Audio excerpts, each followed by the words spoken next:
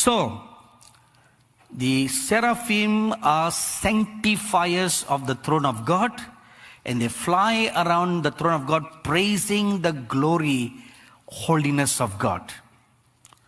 And when they come, they also sanctify a person, because that's what they carry. The anointing that they carry, they sanctify a person.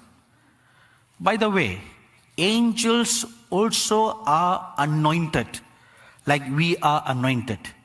If you read in Ezekiel chapter 28, concerning Lucifer, the scripture says, you were an anointed cherub on the mountain. So, angels also have an anointing.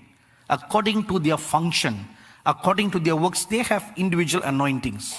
So, the anointing upon a seraphim is to impart holiness, to sanctify a person, bring them to a place of sanctification, cleanliness, holiness. And they, like the cherubim, walk on coals of fire in the secret places of God. There is a place in heaven, according to Ezekiel chapter 28 verse 14, where it's called a place full of coals of fire.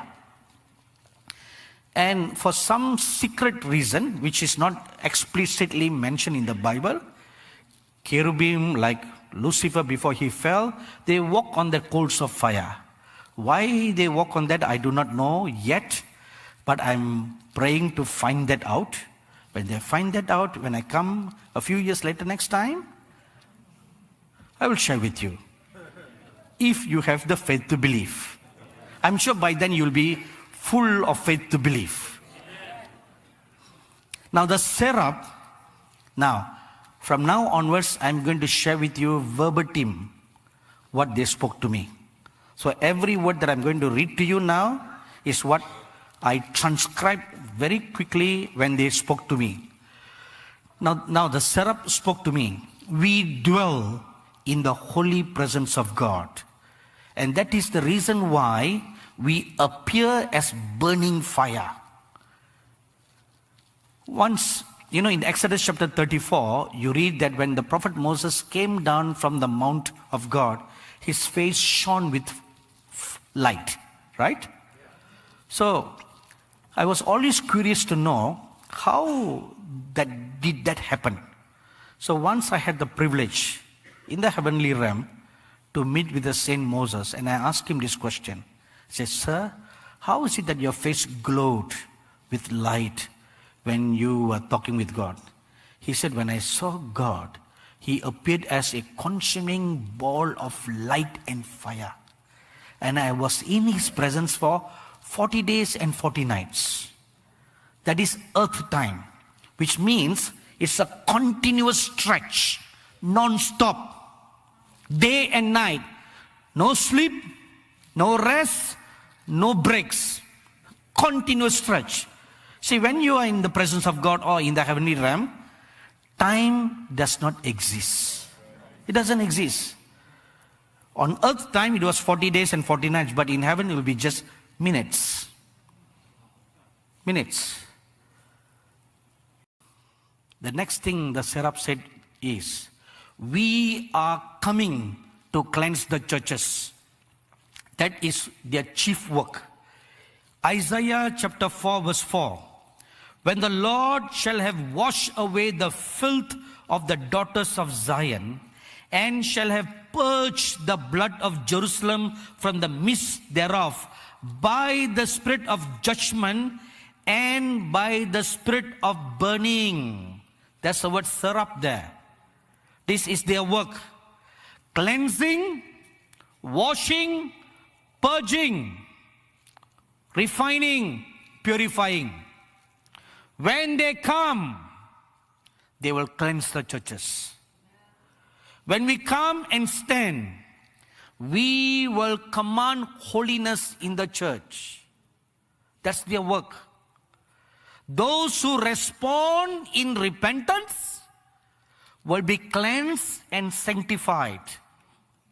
An example, Isaiah chapter 6 verses 1 to 7. When the prophet Isaiah saw the glory of God, he was so deeply convicted of something that was still lacking in him, and he cried out to God. See, the prophet Isaiah was a good man, a prophet of God, but there were some areas in his life that were still not dealt with. Now, take note of that. He was a good man, he was a prophet of God, he saw visions of God, heard from God, flowed in the gifts of the Holy Spirit, he stood in the office of a prophet, yet there were some areas of his life that were not dealt with. That is why he cried, I'm a man of unclean lips. Watch what you say. Watch what you say. Do you use your lips to bless people or curse people? Do you use your lips to talk good about others or criticize, gossip, backbite, murmur? What do you use your lips for? Watch your lips. You may need to pray like how Prophet Isaiah prayed, cleanse my lips. So as soon as he prayed that, we read this in Isaiah chapter 6 verse 5. A seraph came flying in an instant from the glorious presence of God with a coal of fire in his hands. He took that coal of fire from the altar of God. You read about the altar of God in heaven in Revelation chapter 8, verse 1, 2, and 3. All the furniture that God asked the prophet Moses to make were replicas of the true in heaven. So the coal of fire he put on the lips of the prophet Isaiah, and he cleansed them and sanctified them. I personally had an experience like this on the April the 15th of this year, 2023, while I was praying and repenting of some of my sins and shortcomings. As I was doing that, I saw a seraph come and stand before me. He appeared totally full of light. The light is not like the color of the light that you see on the bulbs that come from the tube lights, like that, It is lightning white, unadulterated color of the light. Unadulterated light, lightning, fire. And as soon as he stood before me, I felt a cleansing and sanctifying wave come from that seraph all over me. It came upon my head and went all down my feet, cleaning, sanctifying, and refining me. That is the work of the seraphim. When they come, they will sanctify a believer. They will sanctify a church. We will cause, now the first I read was, when we come, we will command holiness in the church. Those who respond in repentance, this is first category. Category 1, those who respond in repentance will be cleansed and sanctified. Category 2, if you don't respond in repentance, then we will come to cause to remove such people who desecrate the temple of God. They'll be removed. Let me give you 2 examples. Leviticus chapter 10 verses 1 to 5. Of the 4 sons of Aaron, 2 of them, Nadab and Abihu, they were, listen carefully, they were washed, meaning water baptism. They were anointed, meaning they were filled in the Holy Spirit. And they wore the garment of the priesthood. So they were called. So called, washed, sanctified, anointed, serving in the ministry. Yet, when they did something that they were not told to do, or they were not called to do, they were in the right place but doing the wrong thing. Fire came from the presence of God and killed them. Only that day when the seraph came and explained to me the scripture, then I understood where the fire came from. All the years I used to wonder, where did the fire come from? This is example number 1. Example number 2, Acts chapter 5, verses 1 to 10.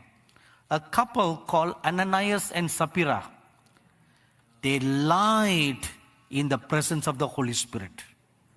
Boldly lied. Even though, now listen, even though the Apostle Peter gave them opportunity to repent.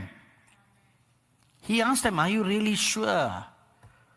That was an opportunity for them to recant the lie. If Ananias had recanted the lie, he would have been alive. But he again, the second time, he chose to lie. Why? So that he can have his name right on the top of the board. Ananias donated so much of money for the church building fund. He wanted a name, wanted a fame, because Barnabas had earlier sold all his property and gave it to the apostle. So the apostle Peter read out what Barnabas did. So Ananias thought, I too want a name like that. So that just like the flags that hang around this church, he wanted his picture to hang on the wall of the church. Instantly, when the apostle Peter spoke, he died. 3 hours later, his wife came. And she repeated the same lie. She too dropped dead. That is, these angels who spew fire from their lips. We remove such people by our sanctifying fire.